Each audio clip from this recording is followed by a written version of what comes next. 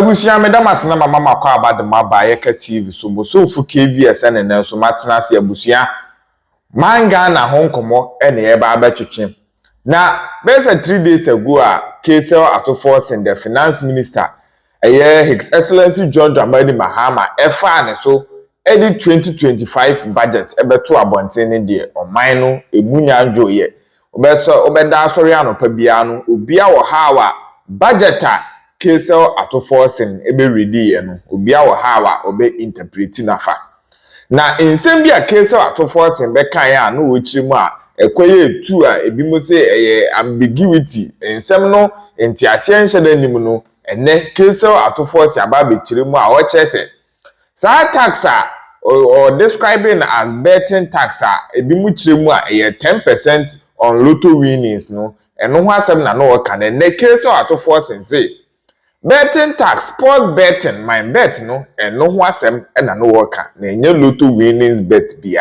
It is there. KSL atofforcing about clarify in semni na. Na you to be enso ababonten na in sema omode ababeto ho a omode ma His Excellency John Dramani Mahama any KSL atofforcing no abusua in semno emu oduyi pa. Omo kiremu a the way Ghana man ye to about this year no. Kamia kwese na first no ye wa ahojo a ye hojojo ya tese bibia ekoso boko na sesei de ye free ahojo no de ye ho akwato amakom anase ejem omokira enioma ba akomienu a His Excellency na nado dankwa akufu ado ye ya e relieve Ghana for of omo burden no ene wa hwe a John Dramani Mahama abai saa nioma ni nyina ebe sa ase ya adwuma Ghana fosu anu omusu anda na nado danko akufu ado no sesei a John Dramani Mahama abai enioma no eba abaye double omo se yanka yansu 2028 de bewi ase ne na oman na kwakwaye no se yanka yansu a ene omunim hawa ebeye Inti omo kiremu a ewasenka Ghana fo nyina no yetu anamon ekopa His Excellency the former president na nado danko akufu ado chew na echew pano ye sanso di bima Dr. Mahmoud Bawumia because ohwe ha wa mofa so a omubu oman no even though crisis bebre ebe hete economy na ma neoma ye basa but ohwe ha wa almost start bu oman no the way na eneoma ekọ ansa na even covid any ade eba bebubo ma even at the time na covid ewo ni peak no kra no ohwe kwan a omode Ghana economy no efa so a neche se omunim di ye pa nti ewosenke kopo macho na eye bone a eye 2024 elections omuchirimu a Ghana for edidi omo a eye even 40% kra no oma Dr. Mahmoud Bawumia nya no omuchira ewosenke kopo macho na ohwe budget a KSL atofforcing any His Excellency na John Dramani Mahama edibetu we dia omuchirimu a enya dia enidaso ba akokra no ewo budget nim nsem de oma brusu bi ye pa yembonrem yenkotie ensem a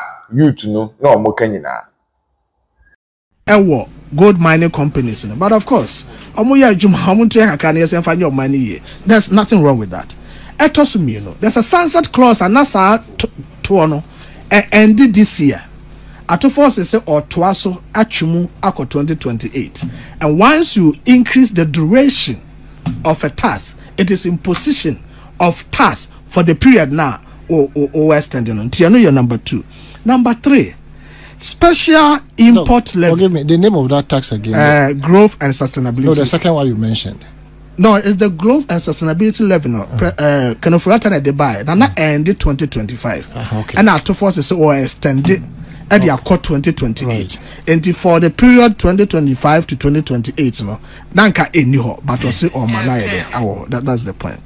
Then the special import levy, and also or can was amount or they so. And nothing.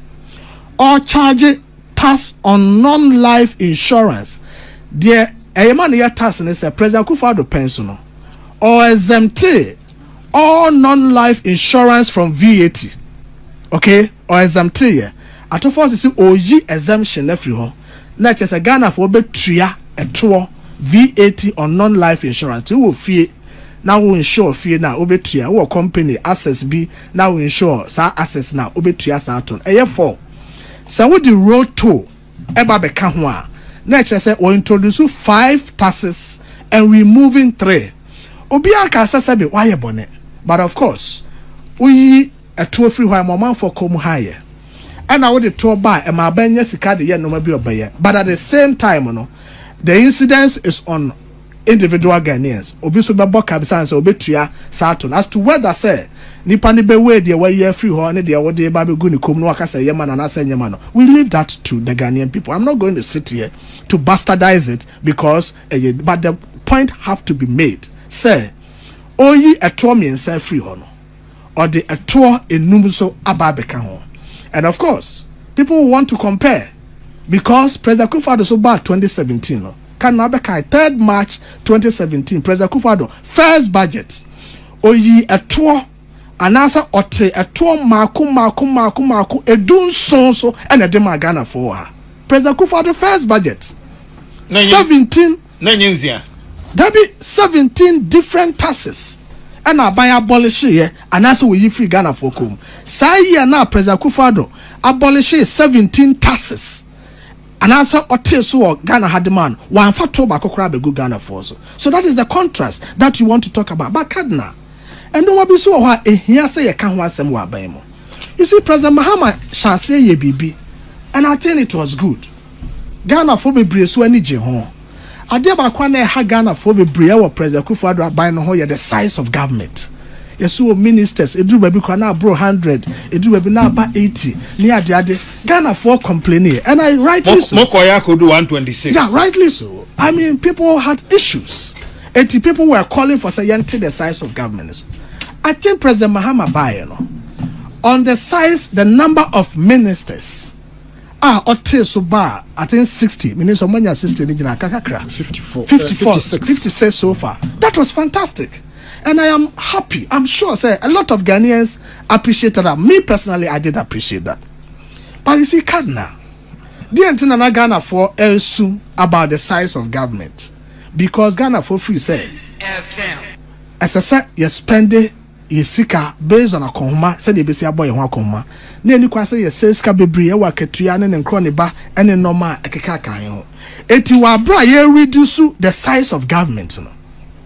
Ghana for say sika yes say or minor hon so ebeko from because Kadna so we reduce the number of ministers now and translate it in your expenditure cuts then there's a problem. Otie President Mahama ni and this for ni atofo simunya so musu ye be ya expenditure rationalization ye be cut expenditure sani ye be ya yense sika bebre e wo land cruisers ho aban travels ne kroniba but budget na minister reading no ano and this answer no mo kan bra and let me give you this the entire bra ne say na mo se President Kufuor aban ne so tina ye se sika allowances konumti land cruisers and ne kroniba the whole of 2024 President Akufo-Addo akon sika any sika or spending yenyina 250 billion Ghana cedis. Kadna, yesi Akufo-Addo by neso wastage 250 billion. Abaya waba osi wono kete wese on spend this kakese na okati expenditure no sika atofo simbusa enra say yemfa mano na fa Ghana ho akoman 290 billion cedis kada busa ho say den na de na wo se ne ministers doors spend 250 billion now wo se wo ministers sa o spend 290 billion cedis time value of money na ne de sika na wonya ne so o spending ne it what is the time value of money? Ghana and neno event say no at the time no, you see we are making a mistake. We are talking about your expenditure within a particular period. Because okay? Dollar na ho den. No.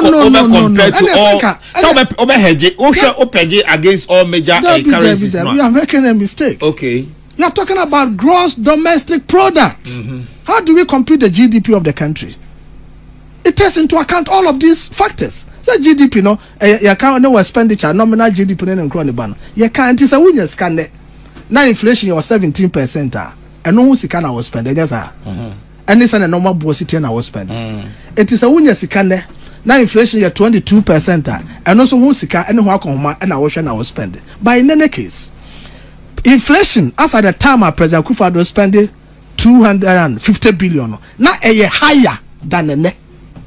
It is all person factor in inflation and not quite the inflation above from. Brand inflation was so crown. Akufo-Addo spending 250 billion. And now inflation above from. Now we see oh your lean government a buying kitwano. Oh person was spending more than Akufo-Addo. But you see Kadna. Mama Mawadebi, you will be shocked. Before you shock me, Mama can shock you. Under 2025 revenue measures, also we will abolish the 10% withholding tax on winnings from lottery, otherwise known as the betting tax. I know you say no one. That's one first debate. I feel I'm a man. Hold you but and one so one for maintenance. I feel one said them can one no. Let me present me but Kadna me baba o de am we no kra na why dey. Share. This is the budget. Kadna o share me. We have been chatro. Minister to force on one budget or the buy. Yeah, for Jamie and San Wako. Page 139. You see, budget no. And yet the original Hokai on the hill. And then your writers, you go into the tables, the appendices, tables on the same wall. Page 139. Okay? Appendix 4. Table saying? Appendix 4A. 4A. Table, no title, no. Appendix 4A, page 139. MDA expenditure allocation 2025. Administration sector. First, second, third column, item 1. Office of Government Machinery. And this is for opposition. Almost say Office of Government Machinery. Sika President spending or Jubilee House. Sika Akufo-Addo did to coin. Sika Chief of Staff spending and then Chroniba sub compensations. Sika or did bloated staff. Our Jubilee House. I was so. The whole of 2024, our Mr. President Akufo-Addo government expenditure sika odi tuya adwumayefo ka workers are more doors of party food so just near that thing it was 327 million. Na ato force say on tibida cities NDC force on tibida e was so do 327 million goods and compensation President Akufo-Addo Jubilee House and President Mahama was say the ministers sa appointees a war Jubilee House office staff nene nkɔ ba esa which Abuja Paul disagrees as or kind no Akufo-Addo 327 na doors no President Mahama ne atofo say omoba spend 2.7 billion Office of Government Machinery compensation alone compensation here then say no ya adwuma ne etuatua aka ne nkɔ ne ba. This is the budget, page 139, appendix 4A.